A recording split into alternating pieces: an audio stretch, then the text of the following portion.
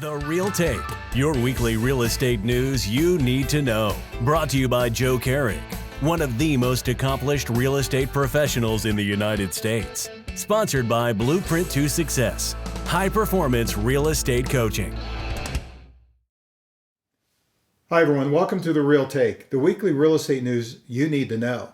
Hi, my name is Joe Carrick, and this week we're going to talk about iBuyers. Now this isn't new news. iBuyers have been around for a couple years, but there's been a lot of changes. First off, let's dispel some of the myth that iBuying is going to put the real estate agents out of business. First off, on a national level, iBuyers make up 0.02% of the national real estate market. Now there are some areas like Phoenix where they're topping 5% of the buying power in Phoenix, places like Atlanta, places like Colorado, Texas, where basically there's a lot of tracts and there's a lot of the homes that are the same, because that's the only way they can buy. First off, price-wise, their ideal market is a 200,000 to 300,000 range, which is going to put them out of a lot of parts of the United States. They might go up to 500,000 in some cases, but areas like the Bay Area, where every home's a little bit different, because they buy these homes off algorithms, and you can't algorithm a custom home. And it's very difficult to do, but obviously if there's 10 homes just like that that's sold in the neighborhood, it's easier to come up with a price.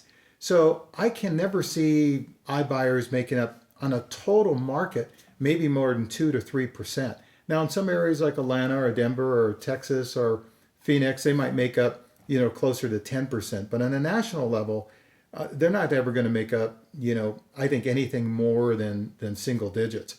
Who are the players? Who are the main players? Well, Open Door in the first half of 2019 purchased almost 10,000 homes. OfferPad, a little bit less than 2,000 homes. Zillow, about 3,000 homes. And just Redfin, a few hundred homes. So those are kind of the main players. There's, 2 or 3 other players in the market, but those are really the main players. And why does iBuyers work? iBuyers work because number one is, it's just like we talked about Zillow a couple of weeks ago.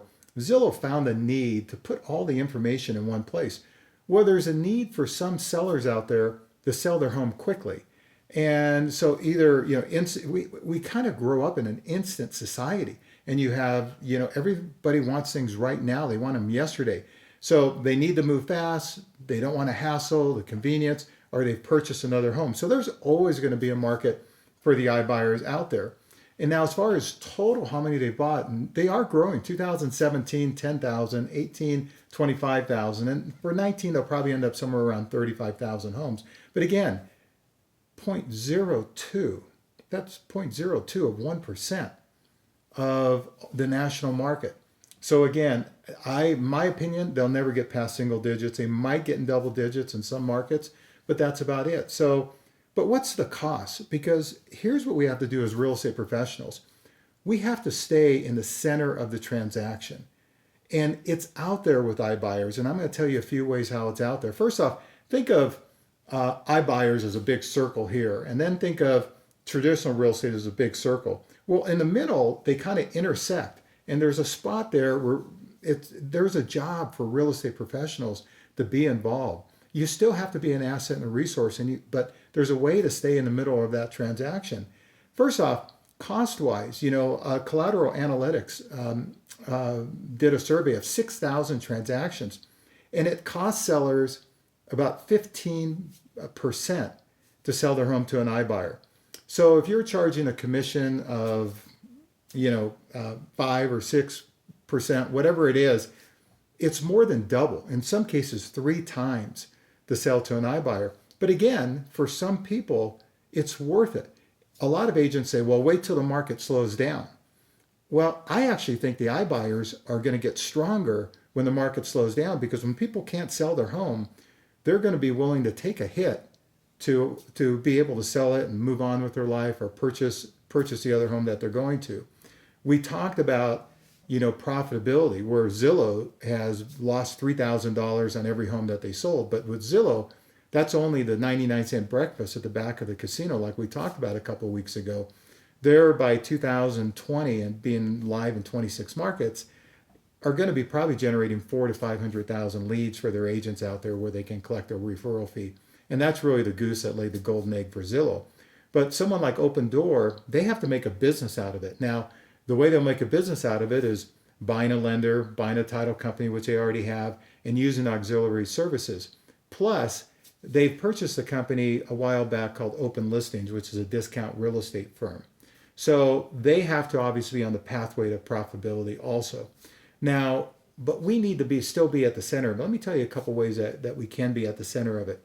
First off, you can have your own, what do you need to do? You can have your own iBuyer program. You can have investors that basically you can bring in, and if these people are only going to get 85% on the dollar, well, an investor can still make 10% on the transaction, and you can still make 5% selling the home. But what we have to do as real estate agents, what we always have had to do is we have to be transparent with the seller, and we have to give them their options. And their options are, here, Mr. and Mrs. Seller, you can sell your home for 85 cents on a dollar, or if you give me 30 days, I can get you 95 cents on a dollar, basically with, minus the 5% commission. So, but at the same point, we have to give the seller that option if they're in a market with the iBuyers. There's another thing that we can do, and one thing that we've seen is a lot of partnerships growing up. Like Open Door has partnership with Redfin, and they also, like we talked about, have Open Listings. Keller Williams has partnered with OfferPad. So what happens is if a Keller Williams agent can go out there and bring OfferPad to the table, and then they can make a percent from OfferPad if the seller chooses to take the offer that OfferPad gives them. But the Keller Williams agents can say, hey, here's your choice here, here's your choice here. And if they sell OfferPad, they can take a percent there and then take a percent when they turn around and flip the home, OfferPad sells it. But they can also, the sellers might say, hey, I'll take the more money. But the most important thing is you got to give that seller an option. And so Keller Williams, OfferPad. Now Realogy hooked up with Home Partners of America. And Home Partners of America is funding the Realogy. I think they're going to run it through Coldwell Banker, their own iBuyer program. So again, and remember, as an individual agent, let's say, well, what if I don't work with Realogy or Keller Williams or Redfin? Well, you can still do it. Do you understand that you can go in to OfferPad, you can go in through Open Door, and you can register with them.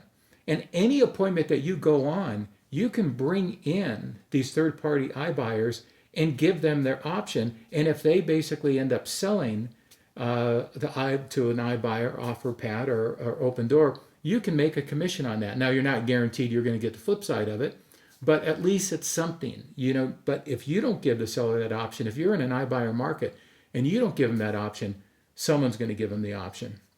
The other thing that's come out, which I think is great, is a company called Zavi. And Zavi is kind of the Trivago of travel. The kind of, for the same thing Trivago does for travel, Zavi does for iBuyers.